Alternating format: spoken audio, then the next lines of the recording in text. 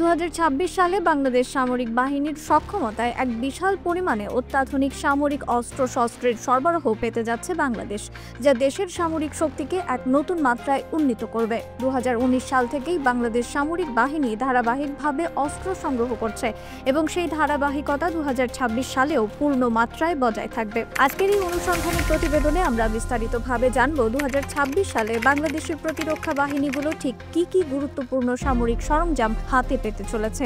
দেশের প্রতি ভালোবাসা থাকলে এই গুরুত্বপূর্ণ তথ্যগুলোর প্রচারের জন্য আমাদের চ্যানেলটির সঙ্গে যুক্ত থাকার অনুরোধ রইল। 2026 সালের সংগ্রহ তালিকায় সবচেয়ে গুরুত্বপূর্ণ সংযোজন হলো ব্যালিস্টিক ক্ষেপণাস্ত্র বা মিসাইল সিস্টেম।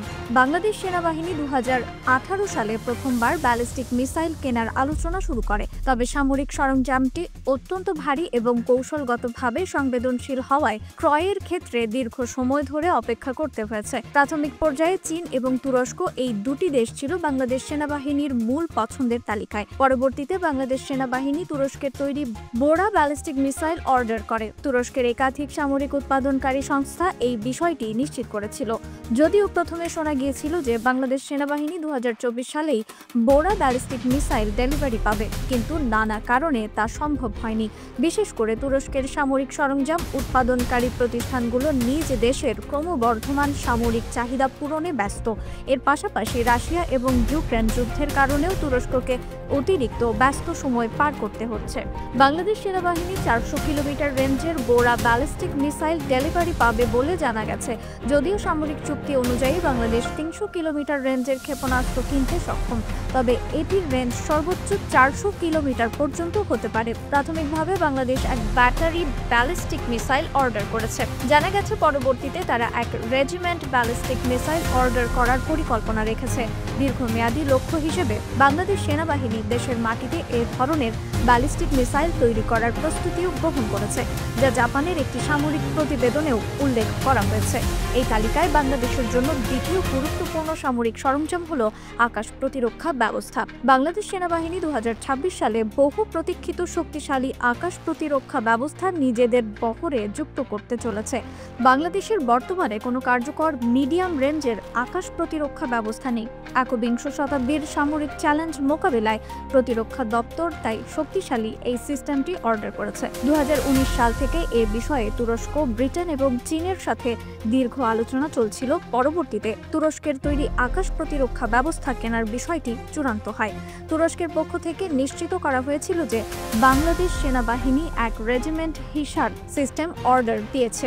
বিগত 1.5 দশক ধরে বাংলাদেশের সামরিক সক্ষমতা আধুনিকায়নের ক্ষেত্রে এক ধরনের স্থবিরতা পরিলক্ষিত হচ্ছিল, কিন্তু অধ্যাপক ডক্টর মোহাম্মদ ইউনূসের নেতৃত্বাধীন অন্তর্বর্তী সরকার ক্ষমতা গ্রহণের পর সেই দৃশ্যপট দ্রুত পরিবর্তিত হতে শুরু করেছে। সরকারের একের পর এক যুগান্তকারী সিদ্ধান্ত এবং কৌশলগত সামরিক চুক্তির মাধ্যমে বাংলাদেশের প্রতিরক্ষা বাহিনীর সামরিক সক্ষমতার মানচিত্র দ্রুত বদলে যাচ্ছে। সেই ধারাবাহিকতায় এবার আরেকটি ঐতিহাসিক প্রতিরক্ষা চুক্তি হতে চলেছে এশিয়ার অন্যতম অর্থনৈতিক এবং প্রযুক্তিগত পরাশক্তি জাপানের সাথে। আন্তর্জাতিক কূটনীতির অঙ্গনে বাংলাদেশ বর্তমানে এক নতুন এবং অত্যন্ত গুরুত্বপূর্ণ কৌশলগত পদক্ষেপ নিতে প্রস্তুত। এই প্রতিরক্ষা চুক্তির মাধ্যমে ঢাকা তার ভূ রাজনৈতিক অবস্থানকে এক নতুন উচ্চতায় নিয়ে যেতে চাইছে।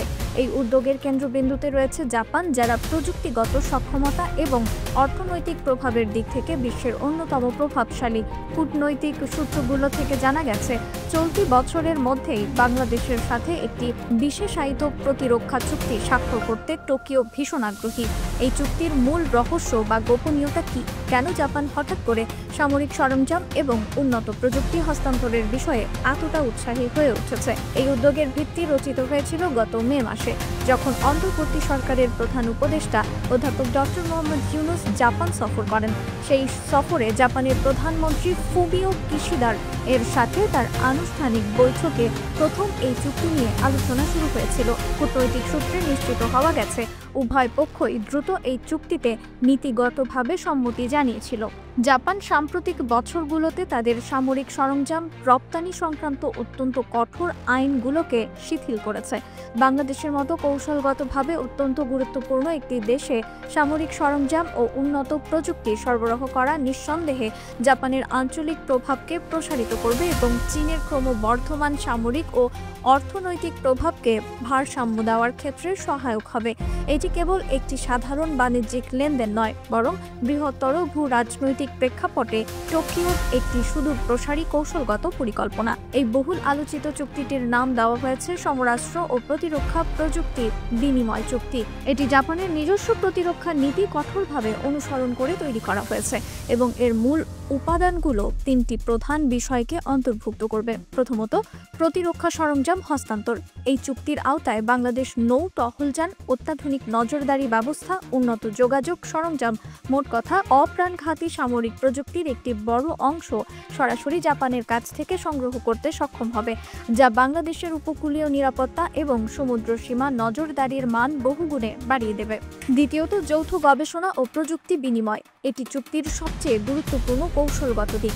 এর ফলে সাইবার নিরাপত্তা, উপকূলীয় নজরদারি এবং স্যাটেলাইট প্রযুক্তির মতো অত্যন্ত আধুনিক ও স্পর্শকাতর বিষয়ে যৌথ গবেষণা এবং প্রযুক্তি হস্তান্তরের পথ সুগম হবে।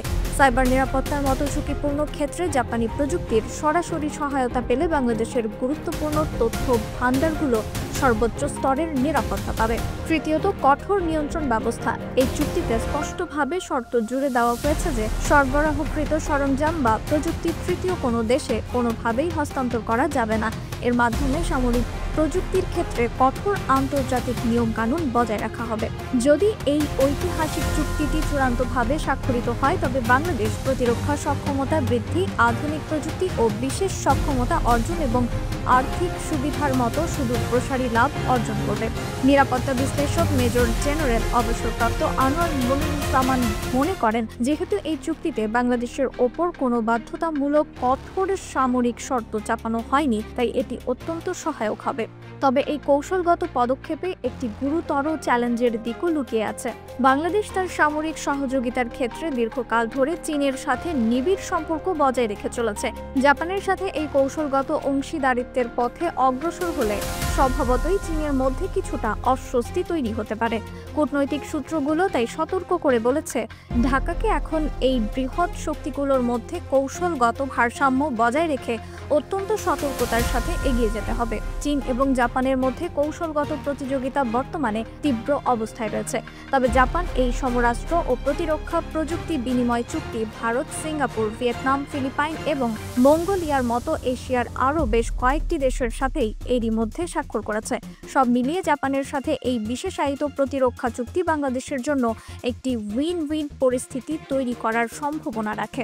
এখন আন্তর্জাতিক মহলের আগ্রহের কেন্দ্রবিন্দুতে রয়েছে চলতি বছরের মধ্যেই ঢাকা এবং টোকিও সফলভাবে এই চুক্তি স্বাক্ষর করতে পারে কিনা এবং এর মাধ্যমে আমাদের প্রতিরক্ষা খাতে ঠিক কি কি বৈপ্লবিক পরিবর্তন সূচিত হয়। বাংলাদেশের প্রতিরক্ষা কূটনীতির এই নতুন অধ্যায় অত্যন্ত আগ্রহের সাথে পর্যবেক্ষণ করবে আন্তর্জাতিক মহল। এই চুক্তি কি বাংলাদেশের জন্য একটি সঠিক এবং সময়োপযোগী কৌশলগত পদক্ষেপ? কমেন্টে আপনার মূল্যবান অভিমত জানাতে ভুলবেন না। রিফাত আরা ইসলাম, ভোরের আকাশ।